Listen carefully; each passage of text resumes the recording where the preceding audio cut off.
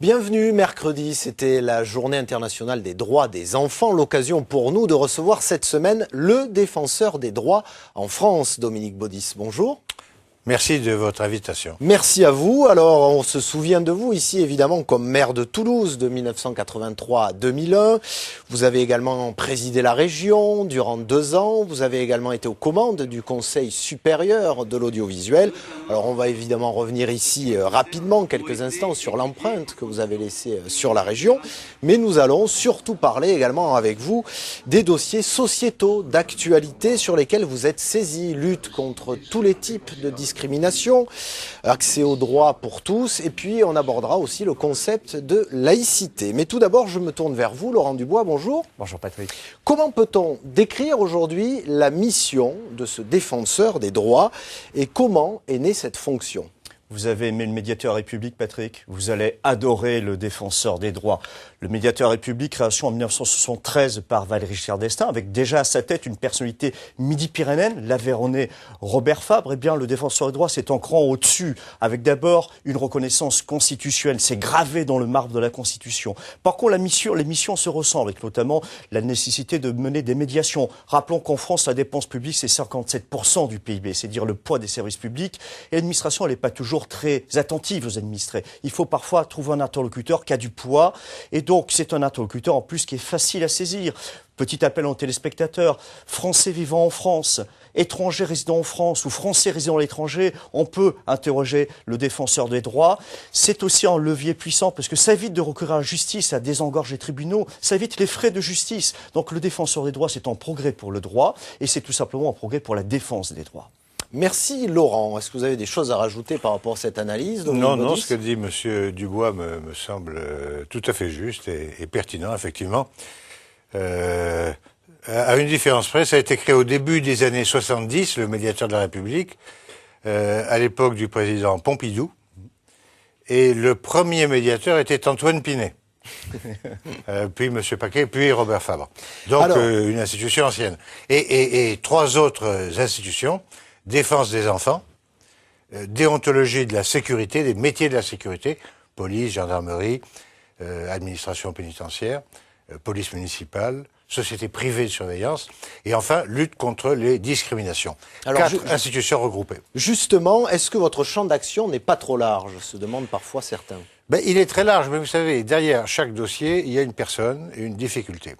Et bien souvent, cette difficulté relève de plusieurs démissions précédentes, à la fois de la lutte contre les discriminations et de la relation avec les services publics, pour la même personne, la même difficulté. Parfois, s'il a moins de 18 ans, également défense des enfants. Et une personne ou une famille ne se demande pas si son dossier relève de tel ou tel guichet. Bien souvent, d'ailleurs, ils allaient aux 3 guichets. Aujourd'hui, il y a une porte d'entrée unique pour l'accès aux droits. Qu'est-ce qui vous a convaincu d'accepter ce poste ? Parce que j'ai effectué des missions différentes dans ma vie, mais elles étaient toutes en relation avec le public, avec le service du public.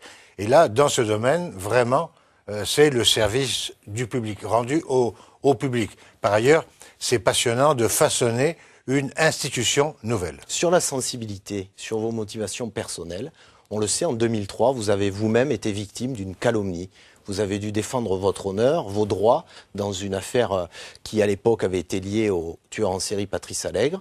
Vous avez fait valoir vos droits, vous avez fait reconnaître votre innocence. Est-ce qu'on n'est pas, quand on est passé là-dedans, on n'est pas finalement plus motivé pour défendre aussi les autres ? Bon, la justice, effectivement, a reconnu mon innocence. J'ai été victime de ce qu'on pourrait appeler un accident du travail un peu violent. Si je n'exerçais pas un métier avec une certaine notoriété, ça ne me serait pas arrivé. Je n'ai d'ailleurs jamais été mis en examen. J'ai eu une mise en examen médiatique de la part non pas de tous les médias, mais de certains journalistes. Voilà, ça m'a aidé dans la mesure où on en sort vivant, à faire la part des choses, à prendre un peu de recul et à comprendre ce que peut ressentir et éprouver une personne dont les droits sont niés pendant plusieurs semaines et même plusieurs mois.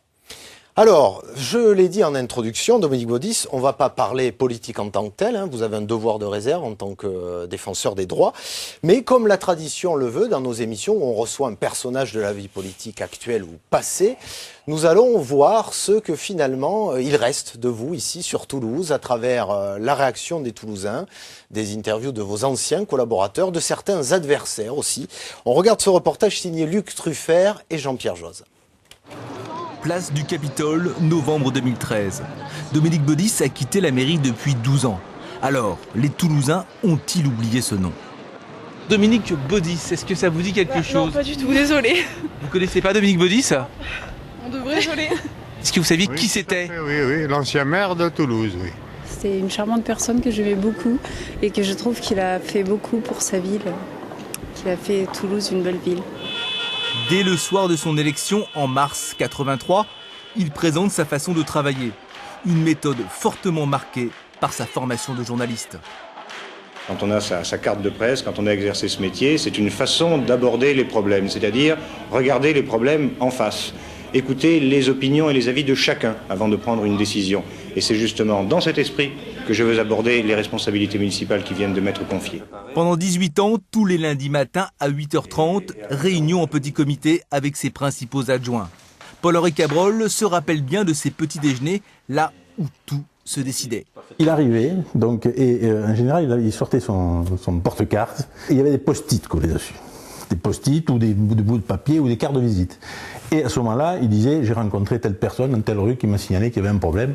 Qui c'est qui le traite? C'est vous. Hop. Et il dispatchait le truc.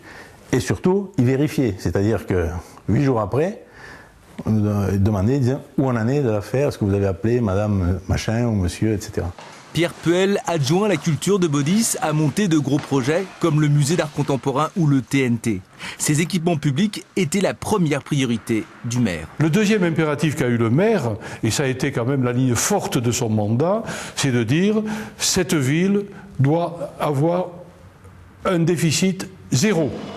Une gestion de la ville très critiquée par l'opposition de l'époque, notamment par Jean-Jacques Mirassou, conseiller municipal PS de 89 à 2001. Il a favorisé, on va dire, l'essor du centre-ville de Toulouse, le bien-être toulousain, en faisant superbement l'impasse sur des quartiers comme le Mirail. Et on en paye d'une certaine manière encore les effets négatifs. En 2008, 7 ans après son départ de la mairie, il soutient Jean-Luc Moudenc au municipal. De nouveau en lice pour 2014, le candidat UMP revendique l'héritage Baudis. Son programme budgétaire, pas de déficit, pas d'emprunt. Il ne faut pas rentrer dans le mécanisme de la dette et d'une dette qui, évidemment, doit être remboursée dès l'année d'après. Il ne faut pas rentrer dans cette mécanique-là, parce que sinon, à la fin, ça va retomber sur les citoyens. Une politique à l'opposé de celle de Pierre Cohen, mais le sujet reste sensible. L'actuelle municipalité socialiste n'a pas souhaité nous accorder d'interview sur Dominique Baudis, preuve que son ombre plane toujours sur la ville. Vous suivez encore la politique locale, Dominique Baudis, ou pas? Je la suis parce que je suis toulousain. Et on ne peut pas avoir été maire de cette ville pendant 18 ans et se désintéresser de l'avenir de Toulouse. Mais je suis tenu, de par mes fonctions, à l'indépendance et à l'impartialité. C'est-à-dire que je n'interviens plus de manière publique dans le débat toulousain. Alors, parlons de vos fonctions, parlons des dossiers d'actualité que vous êtes amenés à aborder et du climat général du pays aujourd'hui, qui est décrit comme un climat social dit clivant, avec une libération de la parole raciste, disent certains. Alors, par rapport à cette atmosphère, vous, défenseurs des droits, êtes-vous saisi davantage sur des dossiers de discrimination raciale? On est saisi effectivement de dossiers de personnes qui sont mises à l'écart en raison de leur race, de leur religion, de leur handicap, de leur âge, de leur origine, de beaucoup de raisons. Il y a 19 critères de discrimination. Et les personnes qui discriminent un autre le font souvent avec une certaine arrogance. Je loue mon appartement, mais je ne loue pas à un noir ou à une personne âgée. J'offre un emploi, mais cet emploi ne sera pas pour une femme. Donc il y a une espèce de... On assume, en quelque sorte, la discrimination. Donc on n'a pas beaucoup plus de dossiers. D'ailleurs, beaucoup de gens qui pourraient faire valoir leurs droits et venir vers nous ne le font pas, parce qu'ils sont découragés, parce qu'ils ne croient plus dans l'institution, dans les institutions en général.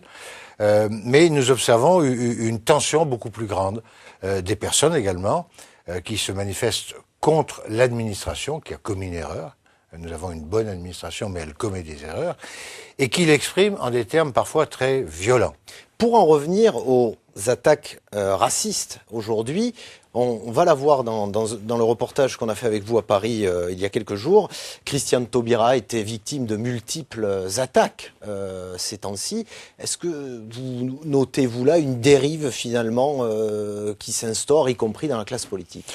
Oui, Christine Taubira a été victime d'attaques, et d'ailleurs j'ai immédiatement saisi le procureur de la République, et des milliers de personnes sont victimes d'attaques. Certains n'ont pas la notoriété de Madame Taubira, d'ailleurs elle le dit elle-même, je n'en fais pas une affaire personnelle, mais à travers moi, je vois bien, je sens bien que des milliers de personnes sont victimes, alors soit de la couleur de leur peau, soit d'un handicap, soit de leur âge.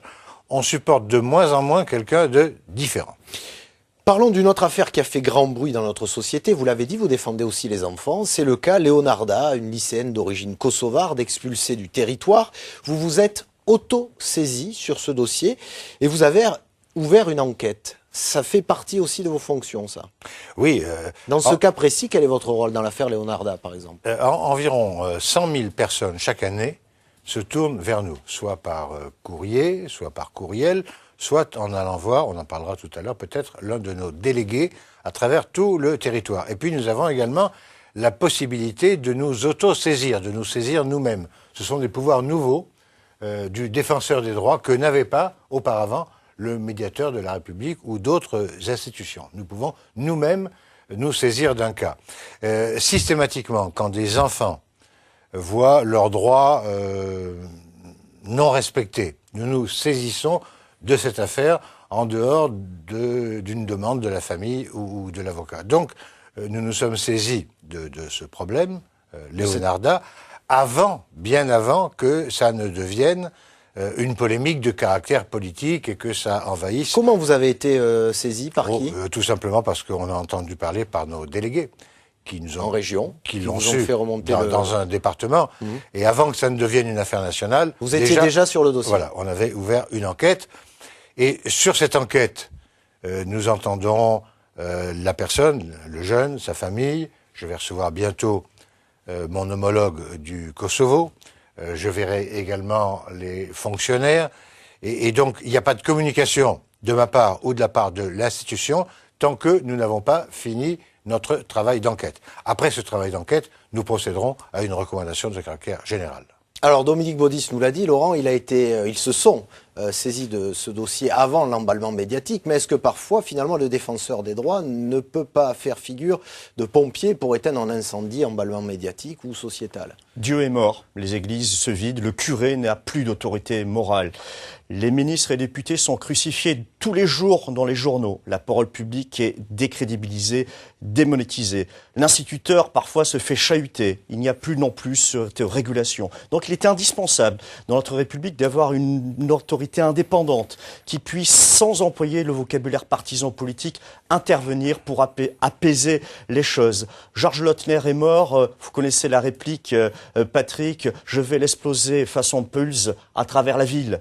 C'est vrai que les rapports sociaux se sont durcis. On a l'impression que nos concitoyens sont parfois en guerre civile, fronde fiscale, bonnet rouge, bonnet vert, bonnet blanc, peu importe. Mais on a véritablement besoin de retrouver des repères et le défenseur des droits peut incarner cette volonté d'apaisement des rapports sociaux.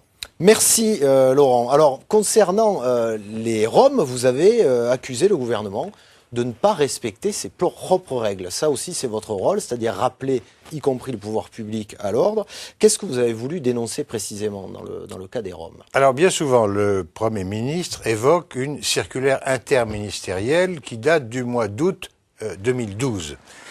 Que dit cette circulaire interministérielle, signée donc par M. Ayrault et plusieurs ministres, que, avant de procéder au démantèlement d'un camp, à la suite d'une décision de justice, et une décision de justice doit être appliquée, on doit procéder pendant plusieurs semaines à un diagnostic social de ce camp, à la fois globalement et famille par famille, de façon à essayer de trouver une réponse appropriée à chaque situation du camp, d'une façon générale, et des familles et de ceux qui composent ces familles en particulier.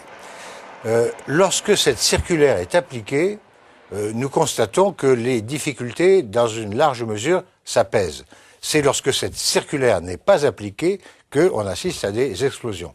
Et dans la moitié des cas, cette circulaire n'est pas appliquée.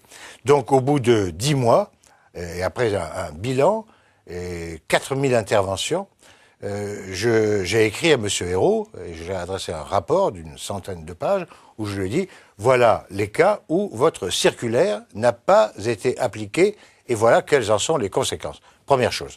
Deuxième chose, si on fait de l'affaire des migrants venus d'Europe centrale, qu'on appelle par facilité de langage les Roms, mais tous ne sont pas Roms. Si on fait de ces migrants une affaire franco-française, si on la traite à l'intérieur des frontières de l'Hexagone, nous ne sortirons pas des slogans et des anathèmes. Vous le dites, vous, l'ancien député européen, vous dites c'est aussi à l'Union européenne de prendre ses responsabilités.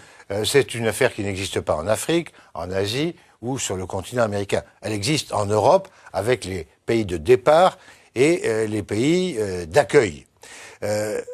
C'est au total 5 à 6 millions de personnes pour plus de 500 millions d'habitants en Europe. Donc c'est une affaire qui est à la dimension de l'Europe. Alors l'Europe donne beaucoup de leçons de morale, ce qui est bien et ce qui n'est pas bien depuis Bruxelles. L'Europe met de l'argent sur la table qui n'est pas utilisé.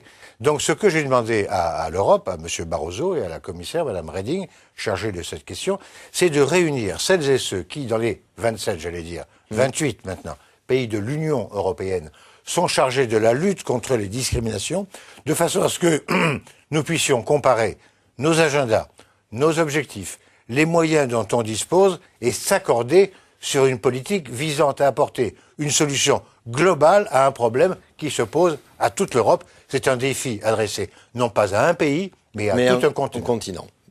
Alors on vient d'avoir un aperçu des dossiers sur lesquels vous êtes saisis. Voyons maintenant concrètement comment vous travaillez. L'an dernier, vos services ont reçu plus de 100 000 demandes d'intervention ou de conseils. Alors une de nos équipes a passé une journée avec vous dans vos bureaux parisiens. Regardons ce reportage de François Ollier et Jean-Pierre Duns. À lui tout seul, il remplace 4 institutions. Le défenseur des droits, nommé en juin 2011, est le résultat de la fusion du médiateur de la République, de la Haute Autorité de lutte contre les discriminations, du défenseur des enfants et de la Commission nationale de déontologie de la sécurité. Une prouesse qui a su faire oublier les polémiques au moment de son installation. C'est passionnant de construire une institution nouvelle et qui va un petit peu à rebours de la tradition en France où il y a un problème, on crée une institution. Là, pour une fois, on regroupe. Et on s'aperçoit qu'on fait école d'ailleurs dans le reste de l'Europe. Un seul défenseur des droits à Paris, mais 650 points d'accueil à travers la France.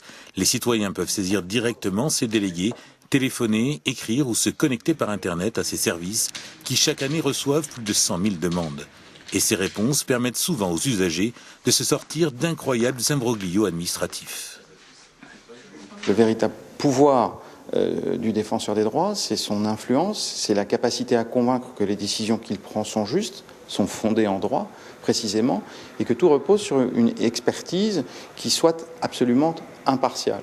C'est ça qui fait véritablement la force de l'institution, qui n'a pas de pouvoir de sanction directe, mais vraiment une action d'autorité morale. Une autorité morale partagée avec ses 3 adjointes, et particulièrement celle qui est la défenseur des enfants. Dans la fusion, sa mission n'a pas changé, mais elle est saisie beaucoup plus souvent.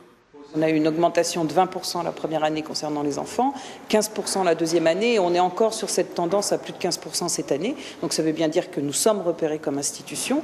L'autre enjeu, c'est d'avoir aussi des moyens qui soient beaucoup plus forts et qui permettent d'agir concrètement, plus rapidement et plus efficacement pour les enfants. Une efficacité que la ministre de la Justice, Christiane Taubira, a pu éprouver directement. Ce jour-là, elle venait pour une séance de travail, mais c'était l'occasion pour elle de redire l'importance du défenseur des droits face aux attaques racistes dont elle a été l'objet. C'est une institution qui est tout à fait respectable et admirable parce qu'elle est d'une grande vigilance, elle est d'une grande rigueur. Et c'est vrai que sur ces attaques racistes qui, je le répète, au-delà de ma personne, sont des transgressions de la loi, sont des fragilisations de la démocratie, le défenseur des droits a été extrêmement réactif. Il a été en effet le premier à saisir la justice pour Christiane Taubira. Le défenseur des droits réalise également des visites de terrain, comme ici à Mayotte en novembre 2012. Et c'est parfois l'occasion d'adresser des rappels à la loi à toutes les autorités. Maire ou ministre, personne n'est à l'abri de se voir épinglé par le défenseur des droits. Alors personne n'est à l'abri de se voir épinglé par le défenseur des droits. Alors on va parler justement d'une autre notion républicaine majeure, la laïcité. Oui. Cette année, la rentrée scolaire s'est faite avec une charte affichée dans les établissements, sous l'impulsion de Vincent Peillon. Et vous avez demandé au Conseil d'État des éclaircissements sur ce sujet. Pourquoi ? Pourquoi ? Parce que beaucoup de gens nous écrivent pour nous demander quels sont exactement leurs droits. Et nous ne sommes pas un supermarché où chacun vient trouver le droit qui lui convient. Et nous devons dire le droit tel qu'il est. Et dans beaucoup de domaines, nous ne pouvons pas le faire parce que la frontière est floue entre deux principes dont nous devons effectuer la synthèse. Le principe de liberté d'expression, et notamment de liberté d'expression religieuse, et le principe de laïcité. Bon, il faut dire que la France est un peu unique au monde dans ce domaine, mais ce principe de laïcité fait partie de notre corpus juridique. Il y a des imprécisions, notamment concrètement, concernant le port du voile. Concernant le port du voile, on l'a vu, on le voit à travers le contentieux de la crèche Babylou, bientôt 10 ans passés devant les tribunaux. Et beaucoup de gens nous écrivent sur des sujets comparables à celui de la crèche Babylou. Par exemple, est-ce qu'on a le droit, est-ce que vous avez le droit, est-ce que j'ai le droit d'être membre d'un jury d'une cour d'assises et de porter des signes extérieurs religieux. Donc, est-ce qu'on peut apporter un concours bénévole au service public et s'extraire des règles du service public, porter des signes religieux? Est-ce qu'on peut accompagner un groupe d'enfants le mercredi après-midi, visiter un musée et porter un crucifix, une kippa ou un voile? Autant de sujets sur lesquels il n'y a pas une réponse claire et nette. Et l'incertitude, le flou est l'ennemi du droit. Il vaut mieux dire le droit d'une manière claire et nette, quitte à créer des mécontentements, mais qui se résorbent finalement, qui finissent par se dissoudre, que de laisser une ambiguïté qui donne à chacun le sentiment qu'il peut s'y engouffrer. Et bien souvent, ce sont des manipulateurs ou des associations qui ont des objectifs bien précis, qui se servent de ces ambiguïtés ou de ce flou juridique pour créer une crise à l'intérieur de laquelle beaucoup vont s'engouffrer, peut-être perdre leur emploi par disparition de leur entreprise. Donc nous demandons au Conseil d'État, et je pense qu'on aura la réponse le mois prochain, de nous faire une définition précise des lieux où on peut et des lieux où on ne peut pas porter de signes extérieurs religieux. Alors, autre débat de société qui a animé notre pays ces derniers mois, celui du mariage pour tous et la loi qui en a découlé, là, pour le coup. À quel niveau êtes-vous intervenu dans ce dossier ou avez-vous observé ce qui se passait entre les pros et les antis, notamment à ce moment-là? Alors, je suis intervenu devant les commissions des lois de l'Assemblée nationale et du Sénat. Alors, le rôle du défenseur des droits, à la différence d'un député ou d'un sénateur, c'est pas de voter pour ou contre un projet, mais d'examiner l'ensemble du projet et de dire article par article ce qui lui paraît bon, ce qui lui paraît un peu incertain ou un peu flou. Nous l'avons examiné sous deux éclairages. La lutte contre les discriminations et la défense des droits de l'enfant. Alors, j'ai là le texte, il fait plusieurs pages. On peut le consulter intégralement sur notre site internet. Il est un peu dépassé parce que depuis ont eu lieu des débats à l'Assemblée et au Sénat qui ont modifié le texte initial. Bon, si je résume la position initiale, en matière de lutte contre les discriminations, la possibilité de se marier représentait un progrès. En revanche, du point de vue des droits de l'enfant, le texte présentait à certains égards des faiblesses et des flous qui demandaient des précisions. Notamment, il n'y a pas eu d'étude d'impact de ce projet de loi comparé à la Convention internationale des droits de l'enfant, ainsi que ce texte le prévoit. Donc, au début du débat, j'ai été dire devant les députés, voilà ce qui nous paraît bon, voilà ce qui nous paraît aller dans le sens de la lutte contre les discriminations, dans le bon sens. Voilà, en revanche, ce qui nous paraît un peu flou ou manquant de précision. Et j'observe que à l'Assemblée, en commission, en séance plénière et au Sénat, le texte a évolué dans un sens qui était conforme à ce que nous avons pu dire au début. Un autre de vos combats, on reste au chapitre des enfants, celui de la scolarisation des enfants handicapés. Oui. Vous venez de lancer un appel à témoignage auprès des familles. Qu'en attendez-vous exactement? De savoir comment ces enfants, d'abord, et leurs familles vivent cette situation, les ruptures à l'intérieur d'une même journée, ruptures qui, pour un enfant valide, sont sans grande signification. On passe de l'éducation nationale à la mairie, de la mairie à une association, sans même s'en rendre compte. Alors que bien souvent, l'enfant handicapé et sa famille en sont conscients parce qu'ils n'ont pas affaire aux mêmes responsables. Donc on a lancé une grande enquête. Qu'est-ce qui va bien? Qu'est-ce qui va mieux? Qu'est-ce qui ne va pas? Près de 2000 personnes, en l'espace de 2 semaines, y ont déjà participé. Vous savez, nous ne pourrions pas remplir notre mission si nous n'avions pas ce retour qui vient de la population. Base. Et donc, dès que nous sommes face à un nouveau sujet, notamment le problème des enfants porteurs de handicap en milieu scolaire, nous nous tournons vers ceux qui sont confrontés chaque jour à ces difficultés, nous leur demandons leur avis avant de formuler toute recommandation. Alors ce retour justement va donner les coordonnées de vos représentants ici en région, hein. Ils sont 25, hein. On peut les joindre, ils peuvent également être joints donc par ce numéro 09 69 39 00. Pour conclure, Dominique Baudis, qu'est-ce que vous aimeriez, votre mandat s'achève en 2017, hein, vous avez encore le temps, mais qu'est-ce que vous aimeriez finalement que le grand public retienne à la fois de votre rôle de défenseur des droits et de l'homme qui a occupé pour la première fois ce poste? Ce que le grand public retienne, ce que j'aimerais, c'est que chacun comprenne bien qu'il a une institution à sa disposition, qu'on peut nous saisir le défenseur des droits gratuitement, ça ne coûte rien.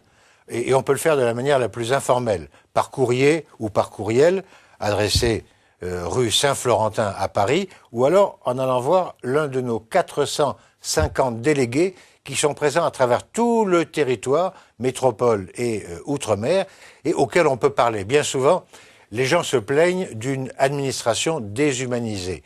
Là, ils auront quelqu'un en face d'eux. Ils auront quelqu'un en face d'eux à qui ils pourront parler de leurs difficultés, au lieu d'avoir une plateforme Internet ou un répondeur téléphonique, ils auront une personne humaine, et j'en profite pour rendre hommage à ces délégués qui sont des bénévoles et qui acceptent d'aider leurs concitoyens à sortir de leurs difficultés. Merci à vous, Dominique Baudis, d'avoir accepté notre invitation. Merci à vous, Laurent, également, d'avoir été avec nous. On se retrouve la semaine prochaine. Sous les flocons, peut-être. Sous les flocons, peut-être, en direct d'Ariège. Et ça tombe bien dans cette émission. Place de la République à Pamiers. La semaine prochaine, on s'y retrouve à partir de 11h. D'ici là, passez un bon week-end sur France 3, Midi Pyrénées.